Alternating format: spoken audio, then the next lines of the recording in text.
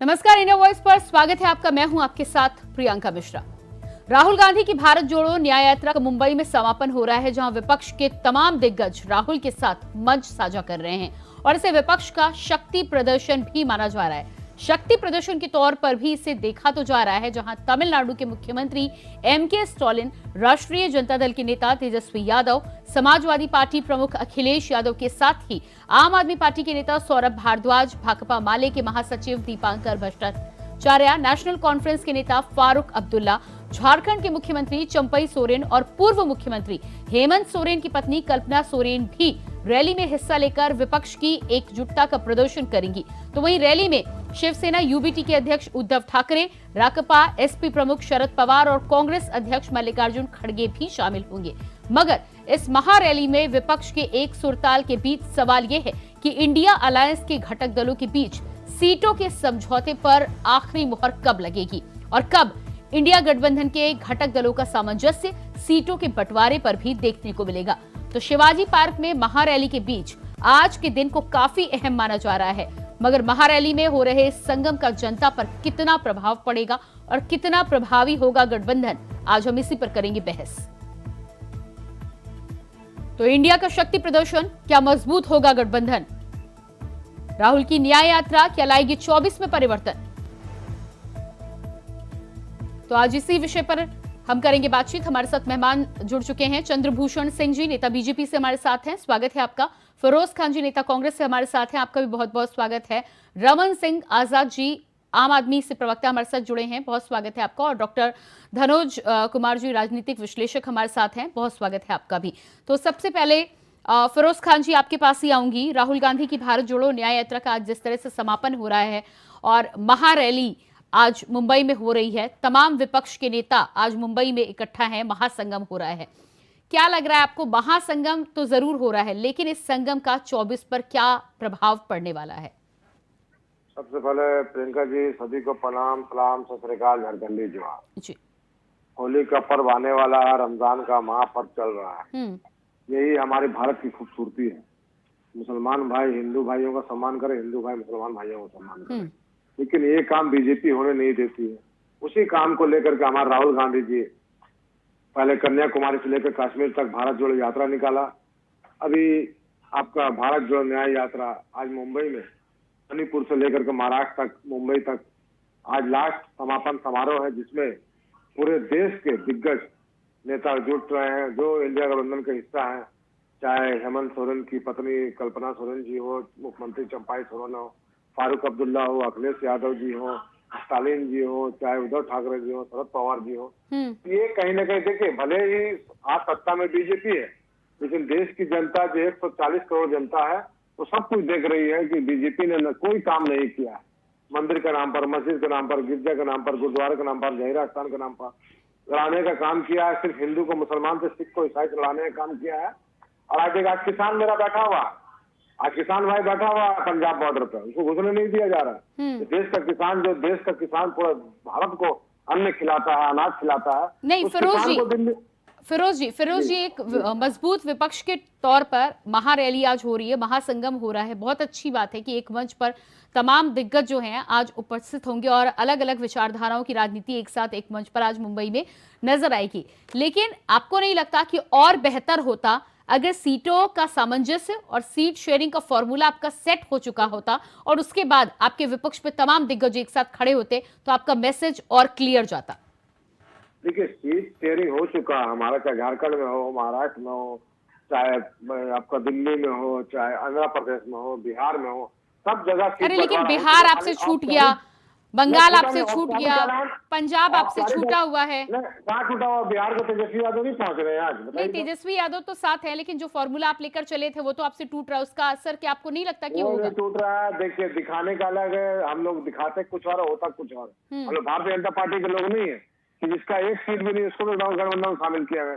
जीतन राम मांझी को शामिल किया है। चंद्रभूषण जी कुछ कहना चाह रहे हैं? चंद्रभूषण जी, सुनिए, बिहार में देख लीजिए, क्या चाचा को भी लिया हुआ, भतीजा को भी ले लिया, वो भतीजा को सिल्लू भर पानी में डूब के मर जाना चिराग पासवान को।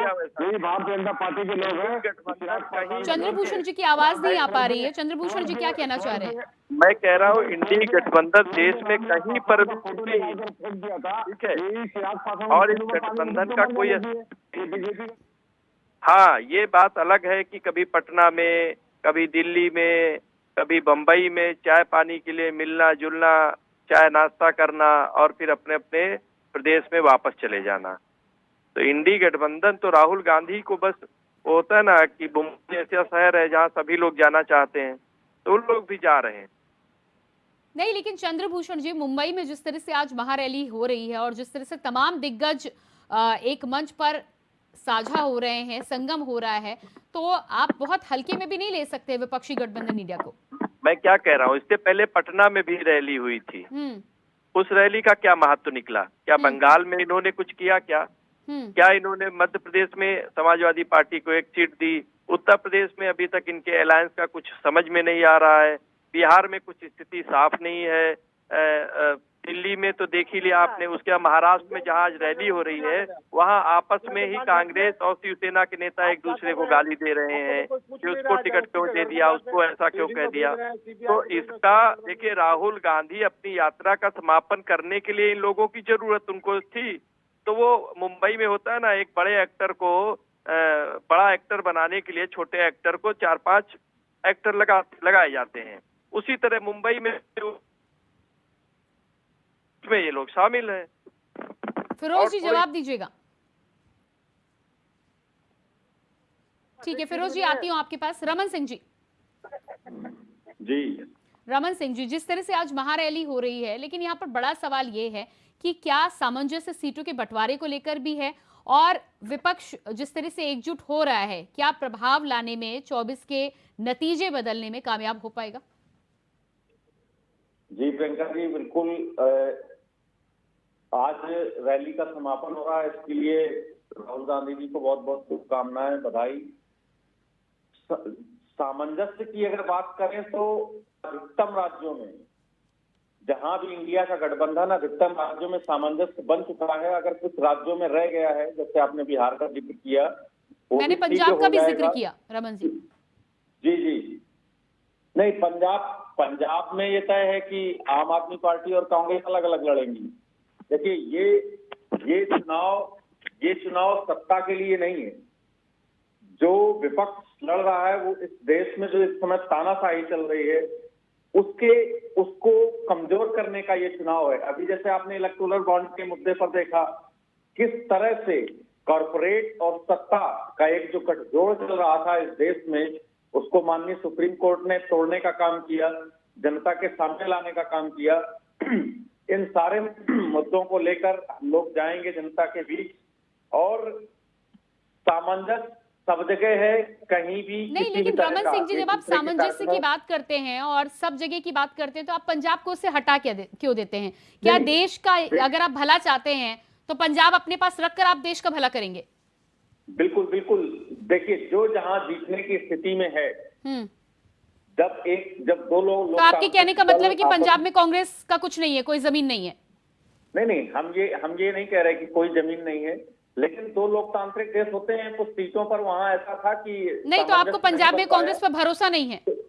नहीं, भरोसे की बात नहीं है। भरोसा नहीं होता तो दिल्ली में गठबंधन नहीं होता, भरोसा नहीं होता तो गुजरात में नहीं होता, भरोसा अगर नहीं होता तो हम लोग गोवा में गठबंधन नहीं करते। तो ऐसा नहीं कि भरोसा नहीं है, लेकिन हो सकता है कि आप जब किसी चीज पर चलते हैं, किसी रास्ते पर चलते हैं, तो 90 बातों में हो सकता है अगर सामंजस्य बन जाए, और एक दो कुछ बातें ऐसी हैं जिस पर सामंजस्य न बन पाए, तो आप पंजाब को उसी अपवाद के रूप में ले सकती है। हमारा पूर्णतया कांग्रेस के साथ तो समझौता है, सामंजस्य है, पर पंजाब में थोड़ा सा मतभेद है। तो दोनों ने सहमति से, ऐसा नहीं है कि कोई विवाद या कुछ ऐसा हुआ हो, आम सहमति से एक साथ बैठकर चर्चा करके दोनों दलों ने ये तय किया कि हम लोग अलग अलग चुनाव में जाते हैं। चलिए, ठीक है, आपने तो डिसाइड कर लिया, लेकिन जनता के बीच इसका मैसेज किया जाएगा, क्या जनता इसे समझ पाएगी? कंफ्यूजन होगा। डॉक्टर धनुज कुमार जी, क्या लगता है आपको, जिस तरह से आज महारैली हो रही है और जिस तरह से अलग अलग राज्यों में, आम आदमी पार्टी की बात कर ले तो दिल्ली में 7 है, पंजाब में अलग अलग, बहुत बहुत धन्यवाद। अपने तमाम को पैनलिस्ट को मैं नमस्कार करना चाहता हूं जी। और 2 लाइन से शुरुआत करता हूं।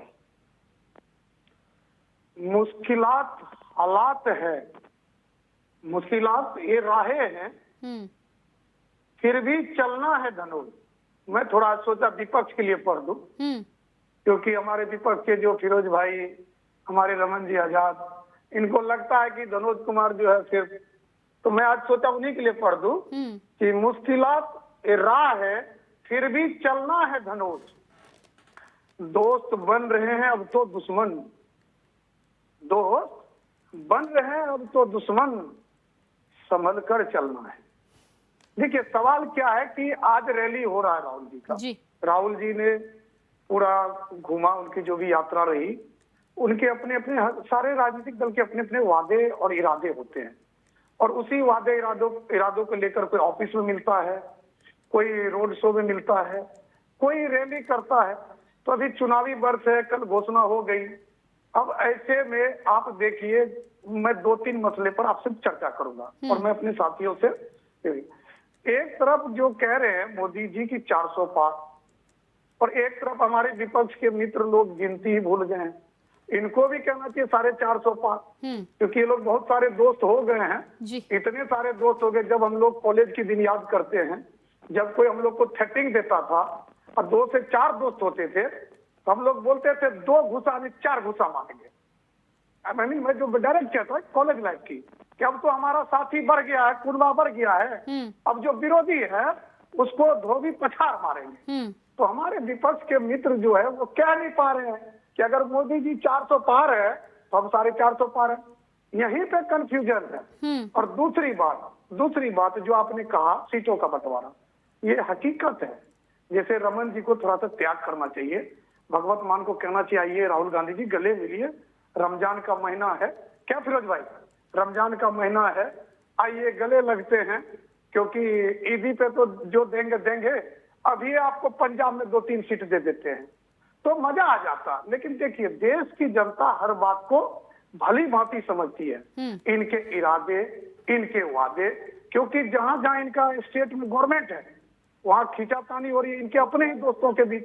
अगर पंजाब की बात कर लीजिए, अगर मान लीजिए आप चले जाइए तेलंगाना, आपको दिखाई देगा कि जो इनके मददगार हैं उन्हीं से इनका लड़ाई है, वहां भाजपा से लड़ाई नहीं है।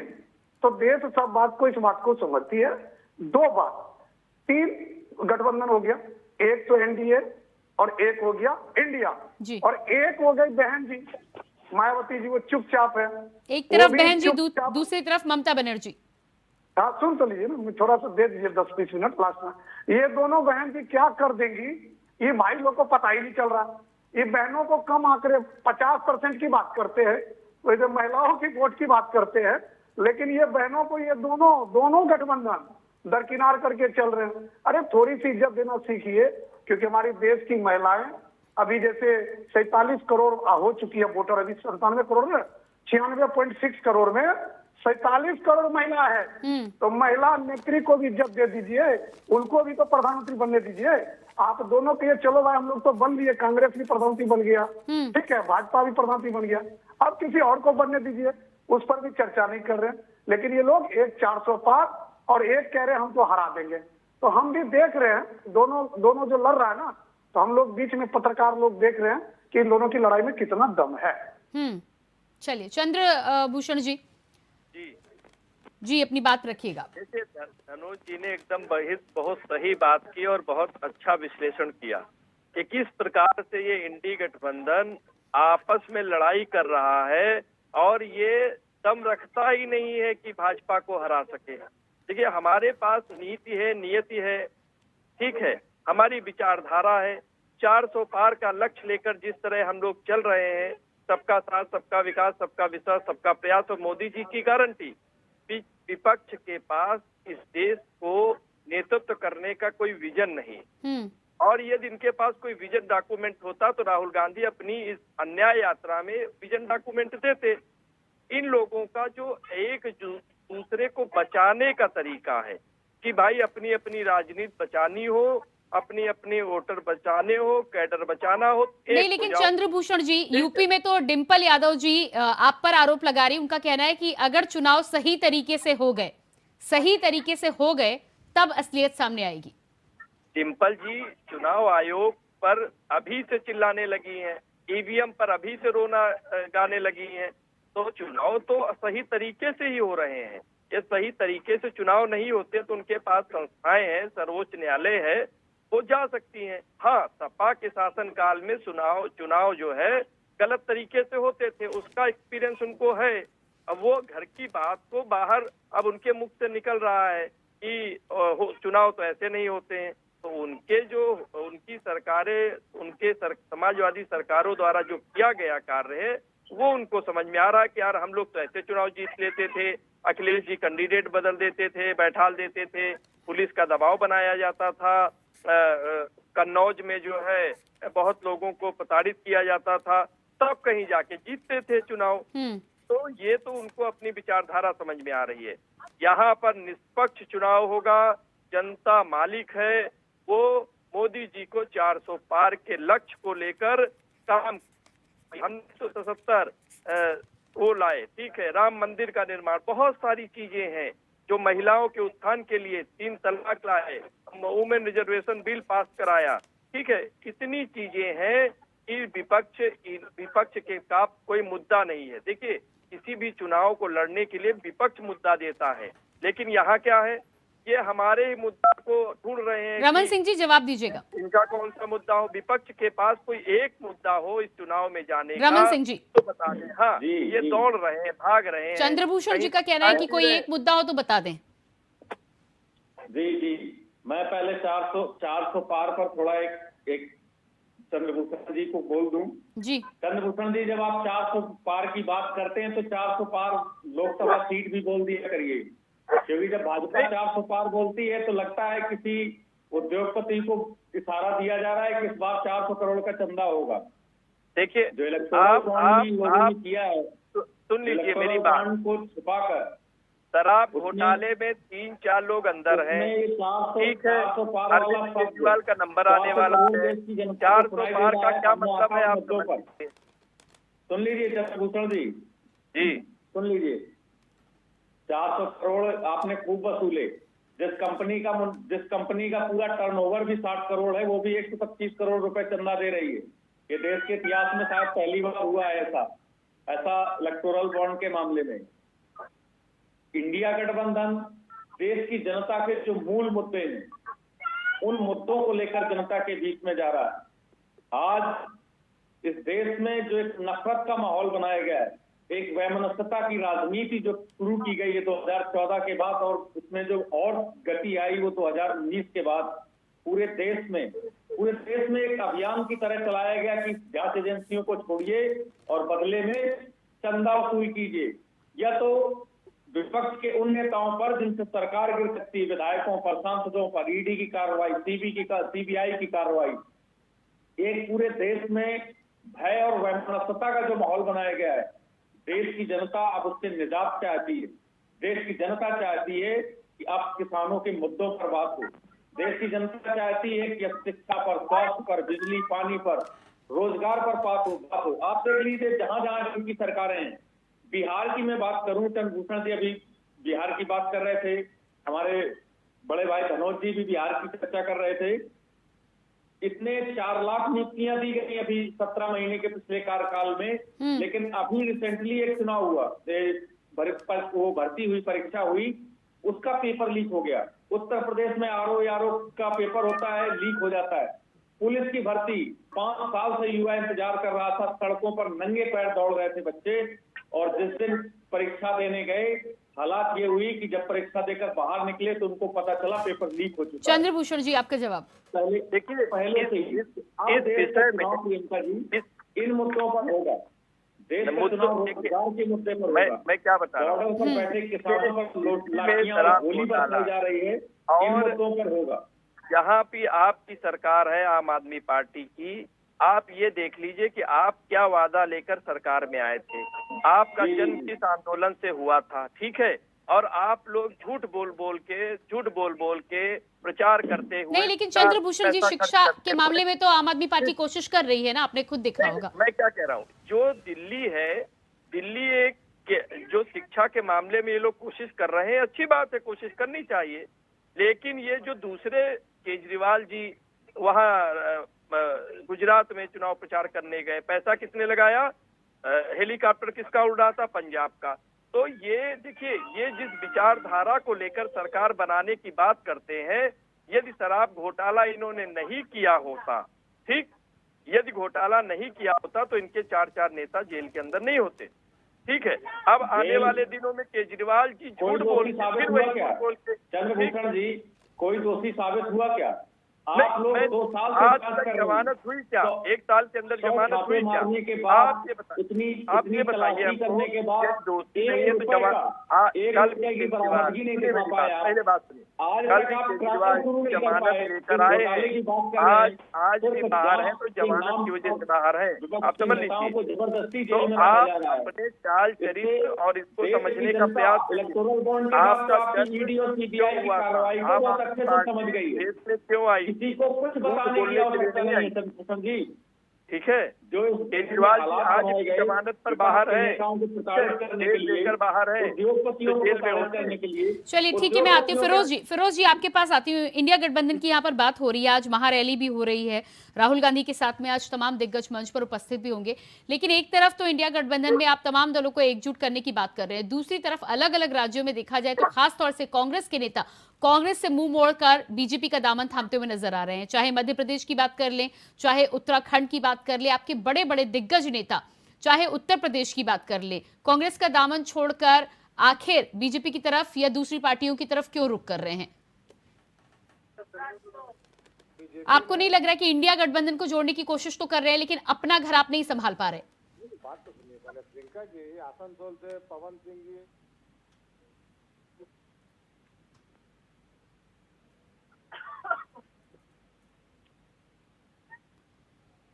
जी फिरोज खान जी, मेरी आवाज आप तक पहुंच पा रही है? ठीक है, मैं आती हूं आपके पास। डॉक्टर धनोज, क्या लग रहा है आपको कि इंडिया गठबंधन में तमाम दल एकजुट होने की कोशिश कर रहे हैं, लेकिन कांग्रेस को देखा जाए तो कांग्रेस अपना घर बचा पाने में नाकामयाब नजर आ रही है, और कुछ जगह पर छोटे कार्यकर्ताओं की बात करें तो आम आदमी पार्टी का भी वही हाल है। स्ट्रेटेजी है, देखिए कांग्रेस पैन इंडिया पार्टी है, ये बात आप भी जानती हैं, हम भी जानते हैं, हम पैनलिस्ट बैठे हुए सभी जानते हैं। आम आदमी पार्टी भी अभी राष्ट्रीय पार्टी हो गई है, दो स्टेट में इनके गवर्नमेंट है, और अभी चंडीगढ़ में भी लोगों ने मेयर बना लिया है। देखिए सवाल ये नहीं है, सवाल क्या है, देश की जनता 2 चीज भली भांति जानती है। वो ये चीज जानती है कि एनडीए गठबंधन और इंडिया ब्लॉक 2014, 2019 और 2024 पुराने सारे साथी है, एक दूसरे से इधर से उधर, जैसे भी चंद्रबाबू नायडू आगे भाजपा में, ठीक है, सबको पता है किसकी स्थिति क्या है।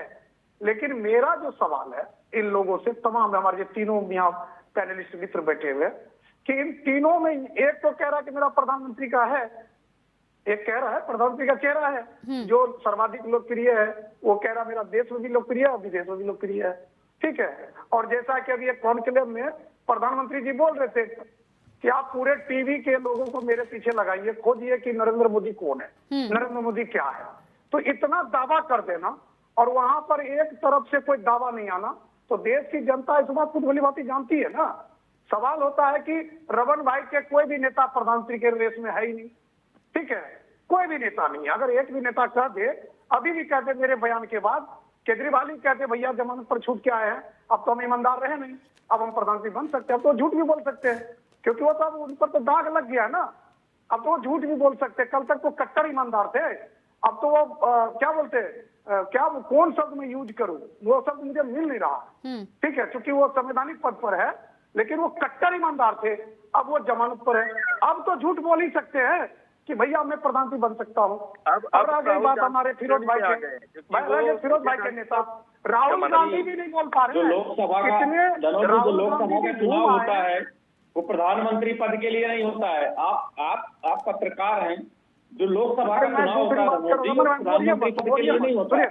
लोकसभा के चुनाव में सांसद चुने जाते हैं, शर्म से डूब मर जाना चाहिए केजरीवाल को, सुनिए शर्म से उसको, अरे जो दिल्ली का पानी है नलका खोल के, केजरीवाल को उसी में डूब जाना चाहिए। केजरीवाल को नलका खोल के और उसी में डूब जाना चाहिए। मत मोड़िए मत चर्चा को, प्लीज प्लीज, मुझे छेड़िए मत, मुझे छेड़िए मत, ईमानदारी पे आज भी किसी को सुनिए मुझे छेड़िए मत।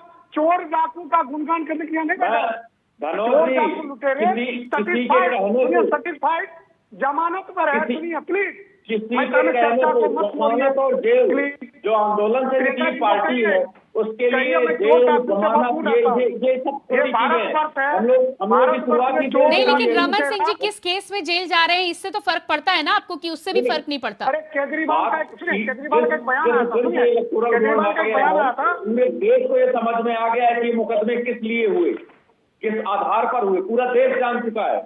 अब किसी को बताने की आवश्यकता नहीं रही है कि ईडी और सीबीआई का दुरुपयोग किस लिए किया गया। नहीं तो आपके डिप्टी सीएम 1 साल से जेल में है, तो क्या आपको लगता है कि कोर्ट ने बिना किसी कारण की वजह से 1 साल से जेल में बने रहने दिया है? कारण क्या, उसमें जो पीएमएलए एक्ट है उसमें साफ साफ प्रावधान है कि जब तक ईडी चाहेगी जेल में रख सकती है। कोर्ट संविधान और कानून के आधार पर फैसला देता है। सातिर से सातिर चोर अपने आप भारत के कानून को कितना कमजोर समझता है। सुन लीजिए प्रियंका जी, ये अरे रमन भाई क्या बोलेंगे, सातिर से सातिर क्रिमिनल उल्लंघन करने पे आजीवन कारावास होगा, कानून को कमजोर समझता है। मजबूर हो जाएगा, अरे भाई साहब आजीवन कारावास देना पड़ेगा। अगर कहीं 4 लोग भी खड़े हैं, आप एक रमन भाई सातिर से सातिर चोर लुटेरा डाकू भी सोचता है आजीवन कारावास होगा, डाकू सोचते थे, आजीवन कारावास हो जाएगा। चम्बल में लुटेरा सोचते थे, आज तक नहीं कर पाए। अरे केजरीवाल ने बयान दिया, अभी भी जांच चल रही है। पहले जांच के नाम पर जबरदस्ती जेल में रखा जा रहा है नेताओं को, और विपक्ष के नेताओं को। अगर वही कोई भी विपक्ष का नेता भारतीय जनता पार्टी ज्वाइन कर लेता है, उसके बाद जाते बंद हो जाती है, वो पाप जाते हैं। लेकिन धनोज जी उस पर बात बिल्कुल नहीं करेंगे। धनोज जी विपक्ष के नेताओं पर, उन्हीं पर केवल चर्चा करनी है। नहीं, रमन सिंह जी का कहना है कि ईडी की वजह से जेल में है डिप्टी सीएम। भाई वो अपने करतूत के वजह से है, ईडी की वजह से क्यों रहेगा? ईडी तो हमारे देश की एजेंसी है। अरे भाई साहब, एक भाई साहब सुन लीजिए, आप लोग देश की राजनीति करते हैं, देश की एजेंसी को गाली देते हैं। कितना साथी रहा भाई केजरीवाल, कितना पढ़ा लिखा है भाई, वो कितना चालाक है। कानून के सामने सारी चालाकी धरी की धरी रह जाती है। कानून के आगे भारत का कानून इतना मजबूत है भाई साहब कि सारे चोर डाकू लुटेरे एक समय दम तोड़ देते हैं। गई ना क्या कविता? अरे गई या नहीं गई? पूछताछ में गई ना। उनके पिताजी भी बड़े हीरो बन रहे थे कि मैं यहाँ ये लागू नहीं होने दूंगा, मैं यहाँ वो होने लागू नहीं दूंगा। चोर डाकू लुटेरे कितने भी साथी क्यों ना हो, जनता का पैसा का दुरुपयोग करने वाला उनका जगह जेल है प्रियंका जी, चाहे वो कोई भी हो। और अब इनको तो हो गया कट्टर ईमानदार, इसकी कट्टरता तो चली गई। अब तो ये कह भी नहीं सकते शर्म के मारे, इनको शर्म इतना हो रहा है। कट्टरता नहीं चली जाती है, ईमानदारी नहीं चली जाती। धनोज जी 1 रुपए की बरामदगी बता दीजिए आप। भाई साहब बरामद क्यों होगा? 1 रुपए की बरामदगी कहीं पर कोर्ट ने कहा था कि डिस्टेंस ट्रायल शुरू होगा। सुन लीजिए, अरे एक की तो यादाश्त चली गई थी, सुप्रीम कोर्ट तो मानते हैं आप, चली गई थी, सुप्रीम कोर्ट तो मानते हैं आप। उसी सुप्रीम कोर्ट ने कहा था कि डिस्टेंस ट्रायल शुरू होगा। ये केस 2 दिन से ज्यादा नहीं टिकेगा, 2 दिन से ज्यादा नहीं टिकेगा। आप लोग चलिए ठीक है डॉक्टर धनोज, मैं सवाल पर आती हूँ। मेरा सवाल ये था कि कांग्रेस जिस तरह से महारैली में विपक्षियों को एकजुट कर रही है, लेकिन घर के तमाम लोग जो विमुख होते जा रहे हैं, दूसरी पार्टियों का रुख कर रहे हैं, उसको लेकर क्या लगता है कि कांग्रेस को उधर भी ध्यान देना चाहिए? देखिए जरूर है, ध्यान देना चाहिए। घर के मालिक को, घर के सदस्य पर ध्यान देना चाहिए, क्योंकि एक तरफ ये लोगों को जोड़ रहे हैं, एक तरफ इनके विधायक, सांसद, इनके नेता भाग रहे हैं, तो ये कहीं ना कहीं कमजोर हो रही है कांग्रेस। अगर मान लीजिए मेरे घर का सदस्य भाग जाएगा तो मैं ही कमजोर होऊंगा ना। इसको ये ना माने तो हम क्या कर सकते हैं? मुझ जैसे पत्रकार तो कई बार बोले कि भैया हमारे यहाँ कहावत है, जो बच्चा पैदा ले लिया उसकी देखभाल करो, जो पेट में है वो जन्म लेगा तब देखभाल करना। तो ये लोग क्या करता जानते हैं, जो जन्म ले चुका उसको छोड़ दिया और जो पेट में आएगा उस पर लगा हुआ। ये अभी राहुल गांधी पूरा घूमा भारत, घूमिए, आपका भारत है, राहुल गांधी का भी देश है ये। घूमिए, घूमने से कोई रोकना नहीं। मुझे एक ही बता दीजिए कि जो लोग राहुल गांधी को कार्यालय में फोन किया, क्या उनमें से कितने लोगों से मिले वो? क्या वो जनता नहीं थे, वो कार्यकर्ता नहीं थे, वो पार्टी के नेता नहीं थे? आप अगर अपना संदेश, आपका जवाब।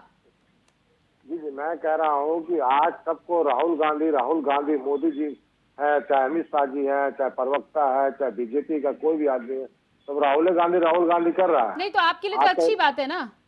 आप मैं तो इसी तो कर रहा हूँ, मोदी कर रहे हो क्या? बता दो फिरोज भाई, सपना में भी राहुल गांधी आ रहे हैं। बता दो। देखिए, भले देश के प्रधानमंत्री नरेंद्र मोदी जी हैं, देश का आज मैं सच्चाई कड़वा सच बोल रहा हूँ। आज जितने लोग बैठे हुए पहले सुन ले कि आज देश का हिंदू जितना परेशान उतना कोई परेशान नहीं है। आप चले जाइए गाँव जाके घूमिए। आज अगर देश का प्रधानमंत्री हो चाहे बीजेपी के लोग हो, तो हमारे हिंदू भाइयों को मूर्ख बना रहे हैं ये। आज हमारे ST OBC माइनॉरिटी कहाँ है? 85% की हमारी आबादी है। जिसकी जितनी हिस्सेदारी उसकी उतनी भागीदारी। अरे फिरोज जी, आपकी कांग्रेस में जो परेशान होकर दूसरी पार्टी में जा रहे हैं उनको भी तो देखिए ना, उन पर क्या कहते हैं? टिकट नहीं मिल रहा, भाग रहे हैं उधर। आज कड़वा सच बोलने में आपको मिर्चा लग रहा है सबको। आज बताइए ना, अरे तो मायावती के वहाँ पर चलने लगे क्या कांग्रेस पार्टी? आज कहाँ है हम लोग? आज हम लोग को कहाँ रख दिया क्या है? आज 15% लोग, आज 15% लोग जो है, आज 15% लोग राज कर रहे हैं। ED CBI IT CT का दिखा के आज हेमंत सोरेन जी को जेल में रखा हुआ है। आज खुद हेमंत सोरेन जी ने कहा कि एक भी कागज दिखा दो मेरे नाम पर, मैं राजनीतिक संन्यास ले लूंगा, मैं आत्महत्या कर लूंगा। ED का मतलब पावर होता है कि जब तक जेल में, जैसे 1 साल के लिए मनीष सिसोदिया को रख दिया है, 2 साल के लिए आम आदमी पार्टी को उसको रख दिया है, अब 2 साल में केजरीवाल जाएंगे। आप बताइए ना, जो आदमी जब तक दूसरे पार्टी में रहता है भ्रष्टाचारी और बेईमान। चंद्रभूषण जी इसमें जवाब दीजिएगा। अजीत पवार, छगन भुजबल, एक तरफ रमन जी, दूसरी तरफ फिरोज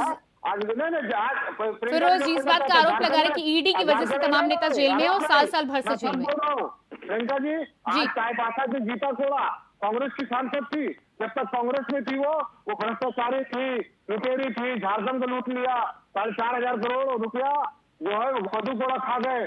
जैसे ही इनके पार्टी में आती है, गीता कोड़ा मधु कोड़ा साफ सुथरा हो जाते हैं।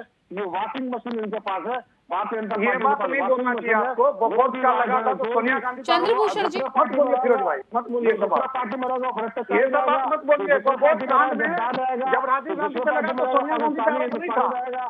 अरे बोर्ड में जब राजीव गांधी पे आरोप था तो सोनिया गांधी पे आरोप नहीं था। इसलिए हम नियुक्त मत करिए, तो देश के किसान का नहीं नियुक्त मत करिए। चंद्रभूषण जी, मेरी आवाज आप तक पहुंच पा रही है? ये लोग 15 करोड़ रुपया, 15 लाख रुपया कहाँ गया? 2 करोड़ नौकरी कहाँ गया? आज मैं नौजवान जी जवाब दीजिएगा। फिरोज जी सवाल उठा रहे हैं अरे नहीं जवाब कि ED का फायदा उठा के जबरन तमाम जो नेता हैं वो साल भर से जेल में पड़े हुए हैं और पड़े रहेंगे। हाँ, पड़े रहेंगे। आज केजरीवाल, अगर हेमंत सोरेन बीजेपी में आ जाते, हेमंत सोरेन बाहर रहते, गलत कर रहा है तो आप सर्वोच्च न्यायालय जाइए ना। केजरीवाल गए थे ना, उनको जमानत मिली कि नहीं मिली? आप आप भ्रष्टाचार करेंगे और फिर आप डरेंगे। आप कानून के तहत जेल में चलिए। कांग्रेस के जो भ्रष्टाचारी लोग हैं। अरे फिरोज खान जी जवाब सुन लीजिएगा। ठीक है, यदि आपको ED CBI से डर लगता है तो भ्रष्टाचार बंद कर दीजिए। और यदि आपको लगता है कि भाजपा भ्रष्टाचार कर रही है, दुरुपयोग कर रही है, तो आप जाइए। केजरीवाल आज सम्मान आया है, अब जाएंगे ED ऑफिस। मुसलमान का भी है, सिख का भी है, ईसाई का भी है, माइनॉरिटी का भी है। राहुल गांधी जमानत पर है, सोनिया गांधी जमानत पर है, कांग्रेस के बड़े बड़े नेता जमानत पर है। इस समय आप क्या चाहते हो? इन लोगों ने करप्शन नहीं किया है क्या? कौन क्या करप्शन? ठीक है, वो तो कौन क्या बताइए? तो आप चाहे नहीं,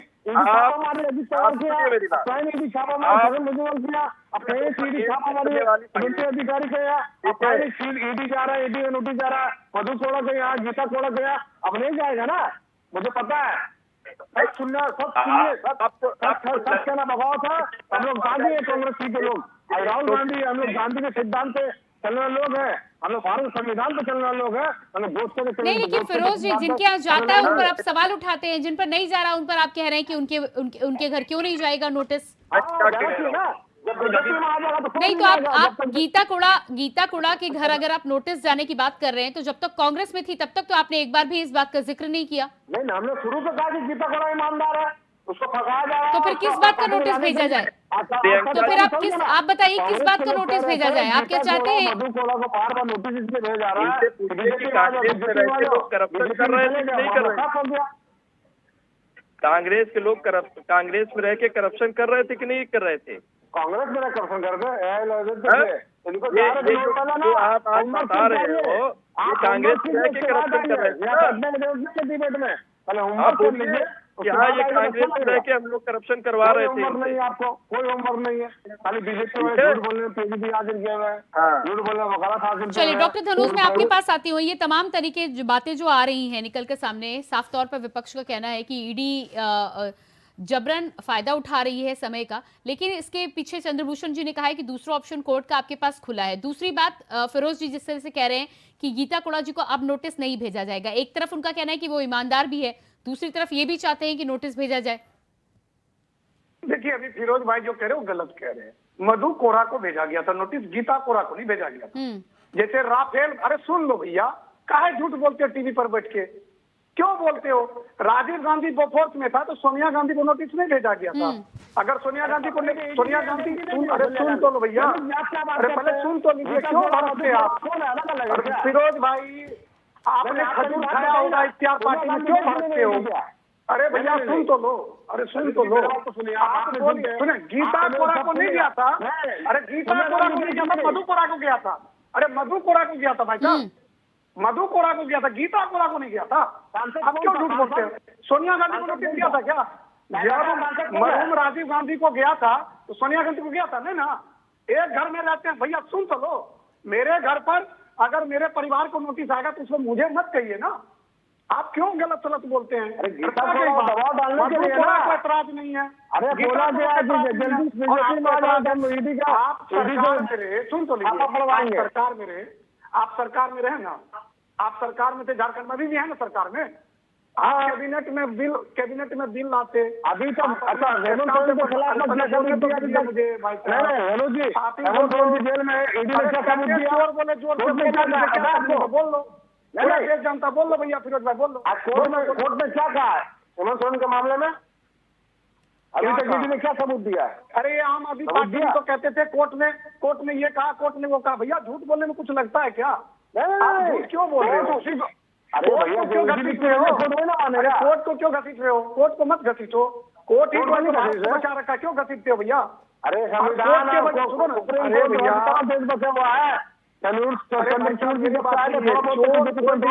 लुटेरा कोई भी हो, डेढ़ से बढ़ जाएगा। भारत का कानून बहुत मजबूत है, भारत का कानून मजबूत है। सातिर से चोर लुटेरा दूसरे पार्टी में जाएगा। आप जनता की सेवा करने आए या मेवा खाने आए? आप जनता की सेवा करने मेवा खाने आए, बताइए ना। दूसरा पार्टी में आप एक्सेप्ट नहीं करते हैं? दूसरा पार्टी में भ्रष्टाचारी या बेईमान है, बीजेपी वाले ईमानदार है। ये छगन भुजबल कौन था? अजित पवार कौन था? शुभेंदु अधिकारी कौन था? शिक्षण घोटाला केस खत्म हो गया,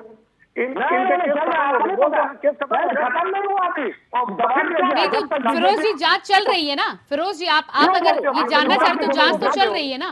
अरे भाई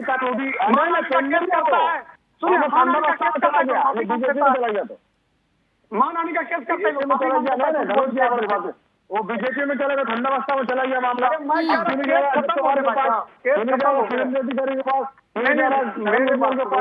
आप सुन तो भाई साहब, केस खत्म हो गए नहीं ना? केस खत्म नहीं हो गए? अरे आप मेरी मेरे रमन भाई का नेता आए थे बदलने के लिए, बदलने आए थे कि दारू बांटने आए थे? मैं तो पूछ रहा हूँ इनसे, ये देश में राजनीति बदलने आए थे कि दारू बांटने आए थे? ये दारू वाला है, ये दारू वाला है। केजरीवाल का नाम क्या है? अरविंद दारू वाला, अरविंद केजरीवाल। उन्होंने कहा था शीला दीक्षित जो है चोर है, बेईमान है, डकैत है, लुटेरी है। सोनिया गांधी चोर है, बेईमान है, लुटेरी है, और ये खुद लुटेरा हो गया भाई साहब। ससंगत से गुण आता है, कबीरदास ने कहा है संगत से गुण आता है, चिंता न करो। चोर चोर के साथ रहने पर ऐसे ही होता है, चोर चोर दिख जाते हैं। जनता का पैसा लूटने वाला होता ये है, जनता का पैसा पत्रकार के रूप में करते हैं, लेकिन थोड़ी देर में आप भूल जाते हैं कि आप पत्रकार हैं। मैं पहला देश का पत्रकार से चोर को चोर बोलता हूँ, शरीफ को शरीफ बोलता हूँ। मैं देश का पहला पत्रकार था, तो डाकू को डाकू बोलता हूँ, चोर को चोर बोलता हूँ। झूठ बोल भैया, मैं चोर को चोर, डाकू को डाकू, चोरों की नाम नहीं करता मैं। अरे जनता का पैसा। चलिए ठीक है, ठीक है, ठीक है रमन जी, जवाब दीजिएगा। जेल जाएंगे, जाएंगे जेल किया, जवाब दीजिए। अरे भैया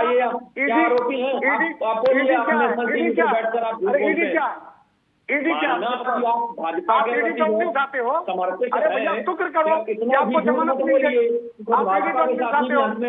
अरे शुक्र करो, ईडी ने आपको जमानत दे दिया, विरोध नहीं किया। इतना भी विरोध करता है केजरीवाल वही पे हो जाता है। आप ईडी पर इंतजाम करते हो, इतना जांच नहीं करेगा क्या? ईडी जांच नहीं करेगा? केजरीवाल इस केस में मेरे ऊपर आरोप है तो मेरे ऊपर जांच नहीं करेगा क्या? करेगा कि नहीं करेगा? अरविंद केजरीवाल इस केस में आरोपी है। दारू बांटने आए थे क्या? मुझे बता दो। अरविंद केजरीवाल हम जो बांटने आए थे बांट रहे, पूरा देश देख रहा है। कहा झुग्गी झोंपड़ी हटा देंगे, पूरे देश में होती है, हमारे बनाए हुए अस्पतालों की तारीफ पूरे देश में होती है। चाहे शिक्षा का मॉडल हो, चाहे स्वास्थ्य का मॉडल हो, चाहे बिजली का मॉडल हो, चाहे पानी का मॉडल हो, चाहे रोजगार के मामले में बात हो, या महिला सुरक्षा के बारे में बात हो, सुधार करो, सुधार करो। देश की जनता जानती है कौन लुटेरा है, कौन देश को लूट रहा है। आपके झूठ बोलने से, आपके झूठ बोलने से दिल्ली की जनता केजरीवाल निकला बरगलाने वाली नहीं है। नहीं, लेकिन रमन सिंह जी, आपको देश की, आपके देश की न्याय व्यवस्था पर तो भरोसा है ना, कोर्ट पर तो भरोसा है ना? न्याय व्यवस्था का बिल्कुल पालन कर रहे हैं हम। कोर्ट नहीं तो फिर समन पे समन आप कर आते हैं, सुप्रीम कोर्ट से आपको आदेश आने के बाद भी समन पर आप जाते नहीं है। अगर आप ईमानदार हैं, अगर आप ईमानदार हैं तो जांच में सहयोग कीजिए। आपको नहीं विश्वास है कि कोर्ट से आप बरी निकल होकर बाहर आ जाएंगी? क्या लगता है आपको? कोर्ट पहुंचे तो मामला, प्रियंका जी 2 साल हो गए, जांच पूरी नहीं हो पा रही इनकी। कोर्ट तक पहुंचे ही मामला, अभी ट्रायल शुरू नहीं हुआ। बताइए 10 साल अगर जांच चलेगी तो क्या होगा कि एक व्यक्ति को 10 साल जेल में रखो आप, सिर्फ इस मामले की जांच चल रही है अभी।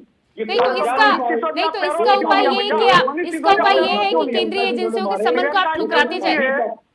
मेरा एक सवाल पूछिए इनसे, मनीष सिसोदिया साफ सुथरे थे तो पेरोल क्यों लिया? पेरोल क्यों लिया? आपको पता पेरोल कौन लेता? पता आपको? आप टीवी पर बैठे हो, पेरोल क्यों लिया? अरे मनीष सिसोदिया पेरोल क्यों लिया? अरे तो क्यों लिया? बताओ पेरोल क्यों लिया? अरे पेरोल क्यों लिया? और मनीष सिसोदिया दोषी की तरह ट्रीट कर रहे हैं, कोई आरोप है क्या उनपे? कोई सजा हो गई क्या उनकी? पेरोल क्यों लिया? पेरोल क्यों लिया? आज अगर मनोज जी को एक मैं एफआईआर कर दूं और 10 साल आपको जेल में कौन लेता? आप दोषी नहीं हो जाएंगे। कौन लेता मालूम आपको? ठीक है, चंद्रभूषण जी इसका जवाब दीजिएगा। 1 रुपए की बरामदगी हुई है क्या मनीष जी से? मनोज जी, चंद्रभूषण जी, मनीष जी से बरामदगी हुई है क्या? कहीं दोषी साबित हो गए क्या? चंद्रभूषण जी सुन पा रहे हैं आप मुझे? केजरीवाल यही बोलते थे, ठीक है, केजरीवाल यही बोलते थे कि 1 रुपया बरामद हो गया। ऐसे जमानत मिल गई। अगर भाजपा वाकई चाहती है कि इस केस में साफ हो, दूध का दूध पानी का पानी हो, तो अभी तक ट्रायल शुरू हो गया होता, प्राथमिकता के आधार पर जांच होती, लेकिन इनको जांच नहीं करती है, सिर्फ बदनाम करना है, दिल्ली के काम रोकने देख रहे प्रियंका जी, कोर्ट को भी ये चला राजनीतिक पार्टी के अनुसार ट्रायल होगा। बताइए सरकारी स्कूल है नहीं। रमन सिंह जी, क्या आपको लगता है वो डिसाइड करना बीजेपी डिसाइड करती है कि केस कब शुरू होगा, कब कार्रवाई होगी? क्या आरोप लगा रही है? ईडी के जो पिछले डायरेक्टर थे उनको जबरदस्ती कोर्ट ने हटाया। उनको लगातार कार्यकाल विस्तार दे रही थी भाजपा सरकार, उनको जबरदस्ती कोर्ट ने हटाया कि नहीं, अब ये दोबारा जो तीसरी बार अब ये ईडी के डायरेक्टर नहीं बने। चंद्रभूषण जी इस पर जवाब दीजिएगा आप। ऐसे व्यक्ति को पद पर बैठाया जाता है ताकि इन एजेंसियों का दुरुपयोग कर सके। आपको पता है कि मामले में देख लीजिए, करते थे, आते थे, कहते थे कि हमारे सूत्र कह रहे हैं कल हमको गिरफ्तार कर लिया जाएगा, हमको पता चल रहा है कि परसों गिरफ्तार कर लिया जाएगा, ऐसा होगा, कल मनीष को किया जाएगा, परसों संजय सिंह को किया जाएगा। आपको पता है इस तरह के स्टेटमेंट कौन दे रहा था? यही केजरीवाल, जिसको आज सम्मान आ चुके हैं, जमानत पर छूटा हुआ है। ये आदमी ईडी के हमारे पहले तो छूटा हुआ है और इस तरह की भाषा सुधारिए। जब मैं भाषा जो संवैधानिक पद पर बैठे व्यक्ति के लिए बात करते समय वाला एक संवैधानिक पद पर बैठे व्यक्ति के लिए बात करते समय आपकी भाषा का अच्छा होना चाहिए। आप जो है महिलाओं के, दिल्ली की महिलाओं को कहता है कि भाषा को खाना मत देना, ये तड़ीपार वाली भाषा का उपयोग मत कीजिए। दिल्ली की महिलाओं पर बैठे एक नेशनल चैनल पर बैठे बहुत सारे लोग शराब पीकर घूम रहे हैं। तो केजरीवाल, ये तुम्हारे पाप हैं जो तुमको भुगतने पड़ेंगे। और जो तुम बार बार ईडी का नाम लेकर, हमारे सूत्र ईडी में हैं, वो हमको ऐसा कह रहे हैं, वो कह रहे हैं कि इतने गिरफ्तार, कौन थे ये लोग? तुम्हारे डायरेक्टर थे क्या? आज ईडी के डायरेक्टर इनको बहुत पसंद आ गए, वो पसंद आ गए। तो ये राजनीति मत करिए, जो साफ सुथरी राजनीति चल रही है उस पर चलिए। आप झूठा काम करते हैं। जी रमन जी जवाब दीजिएगा। हुआ ये भूषण जी, अगर ये ईडी भाजपा के चंगुल से नहीं फंसी होती, नहीं चल रही होती, तो आज तक जांच पूरी हो गई होती, ट्रायल शुरू हो गया होता। ये बताइए आपको कैसे पता कि नहीं, लेकिन रमन सिंह जी आप हो या कांग्रेस, रमन सिंह जी आप पहले ईवीएम को इसी तरह का दोष देते थे, अब आप ईडी पर लगातार, ईडी पर निशाना साधा जा रहा है। केंद्रीय एजेंसी अगर अपना काम कर रही हो और अगर ईमानदारी से काम कर रही हो, तो आपके पास क्या सबूत हैं कि भाजपा के इशारों पर काम कर रही है? आपके पास ऐसा कोई सबूत है क्या? अगर ईमानदारी से काम कर रही होती, नहीं तो ये तो आपके विचार है ना रमन सिंह जी, ये तो आपके राजनीतिक विचार है ना। आपके राजनीतिक विचारों से ईडी का क्या लेना देना? केवल अरविंद केजरीवाल के लिए जो भी पक्ष का नेता भाजपा ज्वाइन कर लेता है उसके मुकदमे खत्म हो जाते हैं। मुकदमे नहीं खत्म होते तो उसका कोई संबंध नहीं, कोई जांच नहीं, सारी जांच रोक दी जाती है। छगन भुजबल जी के मामले में तो ईडी ने कह दिया कि फाइल खो गई। होता ये कि जो विपक्ष का नेता भाजपा ज्वाइन कर ले उसमें उनकी फाइल खो जाती है, उनकी फाइल नहीं मिलती है, उनकी कोई गिरफ्तारी नहीं होगी। चाहे सज्जन रोजगारी हो, चाहे बंगाल का मामला हो, चाहे महाराष्ट्र का मामला हो, ईडी की नोटिस जाए और अगर वो भाजपा ज्वाइन कर ले फिर उसके बाद उन पर कोई जांच नहीं, कोई कार्रवाई नहीं किसी भी तरह की, जिसको प्रधानमंत्री जी नेचुरल करप्ट पार्टी बोल रहे थे एनसीपी। लेकिन जिस दिन उन्होंने सुबह शपथ ली और जिस दिन उन्होंने भाजपा ज्वाइन की, अब एनसीपी के जो राजकुमार है, जो भाजपा में है, अब पूरी तरह से बिल्कुल पाक साफ हो गए। चंद्रभूषण जी आपका जवाब। होता है रमन जी को ये समझना होगा कि जनता को इस बात पर विश्वास है कि आम आदमी पार्टी के जो उपयोग करके कांग्रेस और उसके नेताओं को, विपक्ष के नेताओं को परेशान किया जा रहा है, गाली दे रही है। इनकी कतई मंशा नहीं है जांच करने की। अगर जांच करने की मंशा होती या इन घोटालों, चलिए ठीक है, कुल मिलाकर हाँ फाइनल कमेंट दीजिएगा रमन सिंह जी, फाइनल कमेंट दीजिएगा। तमाम ये मुद्दे हैं, इन मुद्दों पर आप बात तो कर रहे हैं, लेकिन विपक्षी जिस तरह से एकजुट हो रहे हैं, आज महासंगम हो रहा है, महारैली हो रही है, क्या लग रहा है 24 में क्या दावा आप कर रहे हैं? नहीं, बिल्कुल देश की जनता इनके कथनी और करनी के अंतर को बिल्कुल अच्छे से समझ चुकी है। और इस बार आप ग्राउंड पर जाइए, देश की जनता ने पूरी तरह से मन बनाया हुआ है। चाहे युवा हो, चाहे किसान हो, किसान आज लाठियां खा रहा है अपनी फसल का दाम मांगने के लिए, बेरोजगार सड़कों पर नौकरी के लिए, अपना पेपर के लिए, नियुक्ति के लिए सड़क पर लाठी खा रहा है। तो आज देश में जो पूरे हालात हैं, उन पूरी देश की जनता ने ये पूरी तरह से मन किसी भी तरह से भाजपा को सत्ता से बाहर करना है और जनता के मूल मुद्दों पर काम करने वाले दलों को इस बार मौका देना। डॉक्टर धनोज, देखिए हमारे रमन भाई कितना भी दावा कर ले, इनके नेता अभी तक राहुल गांधी जिंदाबाद नहीं बोले हैं। कितना भी दावा कर ले, अभी भी नहीं बोले। महाराष्ट्र में भी बोल दो कम से कम कि राहुल गांधी जी, क्या फिरोज भाई तकलीफ है ना आपको? अरे नेता के पीछे में जयकारा होना चाहिए कि नहीं होना चाहिए? ये केजरीवाल साहब बोलते ही नहीं है राहुल गांधी जिंदाबाद। काहे का दोस्ती हमको तो समझ में नहीं आता भाई। मेरा भी तो कर दिया करो जिंदाबाद, कि राहुल गांधी जिंदाबाद कर दिया करो, करते इंडिया गठबंधन जिंदाबाद। अरे फिरोज भाई आपको तो तकलीफ है ही ना, अंदर से तो दर्द है कि आपके नेता का ये लोग नारेबाजी नहीं करता। सब जिंदाबाद, बड़ी पार्टी है, पैन इंडिया पार्टी है, आपके बड़े नेता हैं, सुपरस्टार है वो, कांग्रेस के सुपर स्टार है। ये गठबंधन में आपका छोटा दोस्त कम से कम बोल तो दे कि मेरा दोस्त, प्यारा दोस्त, जिंदाबाद दोस्त राहुल गांधी जिंदाबाद। प्रियंका जी लास्ट में इतना ही कह देता हूँ, सुनिए फिरोज भाई, लास्ट में इतना ही कहूंगा, मैं बोले दीजिए, लास्ट में इतना ही कहूंगा कि ये लोग कहते सब कुछ है लेकिन इनका प्रधानमंत्री चेहरा नहीं है। कितने सीट जीतेंगे ये नहीं बता पाते, कहाँ से लड़ रहे मजबूती से ये भी नहीं बता पाते, इनके फॉरेन पॉलिसी क्या ये नहीं बता पाते, इनके जो डायलेक्ट पॉलिसी ये नहीं बता पाते। किसान की बात तो करते ही, लेकिन ये अगर सरकार में आ जाएंगे तो किसान तो लगता है मुझे अंबानी अडानी हो जाए, ये बात नहीं करते। ये लोग अटक जाते हैं। अटके हुए लोगों को देश जो है ना सुन रहा है, देख रहा है। सवाल यह होता है कि पिक्चर और तस्वीर साफ है एकदम, ठीक है, रैली तो एक अलग चीज है, लेकिन सीट जितना 272 सीट जिताने का इसके एक भी नेता में दम नहीं है। इनके जो विपक्ष के कोई भी नेता खड़ा होकर कह दे मैं कल से लिखना शुरू कर दूंगा इनके विषय में कि मैं 272 सीट जीतने जा रहा हूँ, क्योंकि 272 सीट वाले ही प्रधानमंत्री बनते हैं हमारे भारतीय लोकतंत्र में। तो इनके किसी नेता में दम नहीं है कि 272 सीट जिता ले। इसलिए मुझे लगता है चलिए रैली हो रही है, बहुत बहुत धन्यवाद, रैली करिए, लेकिन कभी कभी केजरीवाल साहब को बोलिए कि राहुल गांधी जिंदाबाद करे, तब इंडिया गठबंधन आगे को जाएगी। फिरोज जी, धनुष जी लगता बीजेपी वाला कुछ मलाई ना खाए, लगता आप किसी का बीजेपी का गुणगान कर रहे हैं। धन्यवाद। मेरे पास देने के लिए किसी को हस्ती नहीं है भाई साहब, आप तो जानते हो फिरोज भाई, क्यों खिला दिया थोड़ा बहुत जाने को भाई, मैं खाने वाला आदमी हूँ, आपके तरफ प्रधानमंत्री जवाहरलाल नेहरू 10 साल तक जेल में रहा, इंदिरा गांधी जेल में रही, सब लोग जेल में रहे, राजीव गांधी। अरे भाई मैं हूँ कट्टर ईमानदार, मैं कट्टर ईमानदार हूँ।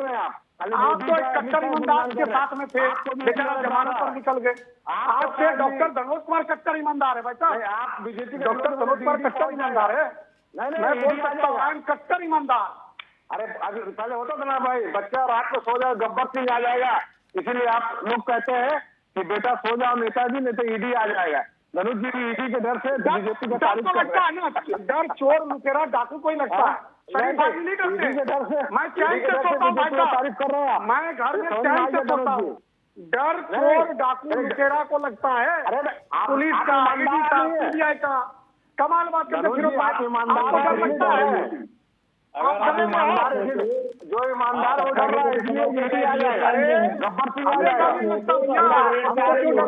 हमने बच्चर होता है, हमने गब्बर सिंह आ जाता है, इसीलिए आप जो चल रहा है आप नेता एमपी एमएलए जो दूसरे पार्टी में है बीजेपी का गुणगान करो तो ईडी आ जाएगा, मोदी जी को भेज देंगे। यही कहना चाहता हूँ, चलिए सभी को होली का बहुत मुबारक हो, रमजान का मुबारक हो। मेरा ये कहना है इसी तरह भाईचारा बनाकर रखे, चुनाव तो आता जाता रहेगा, हम सभी लोग एक साथ रहे, एकजुट रहे। धनुष जी आप बीजेपी प्रवक्ता जी हैं, आम आदमी पार्टी के लोग हैं, हम सब मिलकर रहे, अच्छे से रहे। जिंदाबाद, एक बार बुला लो राहुल गांधी जिंदाबाद। अरे आप बोल रहे हैं ना, धनुष जी बोल दिया तो हो गया। अरे वो तो मेरे इंस्टाग्राम पे भी है, राहुल गांधी जिंदाबाद, धनुष जी जिंदाबाद। अरे रमन भाई पर बोल दो, मेरा दिल रखने के लिए बोल दो, मेरा दिल रखने के लिए बोल दो। चलिए आती हूँ आपके पास चंद्रभूषण जी, फाइनल कमेंट। इसमें ऐसा नहीं कि कोई एक व्यक्ति है सिर्फ उसी का जिंदाबाद, वो आए तो बस वही जिंदाबाद जिंदाबाद है। ये एक फिल्म का सेट अली बाबा 40 चोर का सेट है, जहाँ पर अली बाबा आए हैं और उनके 40 चोर डाकू बैठे हुए हैं। ये तो इलेक्टोरल बॉन्ड में सब सामने आ गया, देश के कौन अली बाबा था और कितने चोर थे, सब सामने आ गया। अली बाबा और उनके 40 चोर टिकने वाले नहीं है। आने वाले भारतीय जनता पार्टी एनडीए गठबंधन 400 पार के साथ 2024 में जो लोकसभा चुनाव हो रहा है उसमें आएगा। और जो देखिए, जो लोग राम के नहीं हो सकते वो किसी काम के नहीं हो सकते। ये समझ लीजिए, कौन बोला आपको आखिर राम के ठेकेदार है? राहुल गांधी जी नहीं गए क्या? अरे आप लोगों तो कुछ नहीं किए, सब कांग्रेस का कराया में आप लोग बैठ गए आगे। आजादी के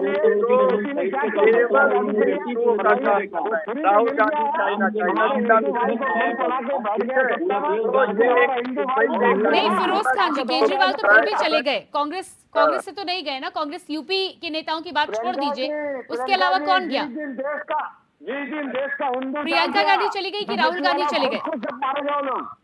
जो राम मंदिर और राम का विरोध करने वाला वो किस धर्म से जाता, राम मंदिर किस धर्म से जाता, उनका तो ये भी डिसाइड नहीं है कि वो है क्या। अभी तो जैसे धनोट जी बोल रहे थे रमजान का महीना केजरीवाल और उनको ईदी देने हो सकता दे दे 2-2 सीटों की ईदी।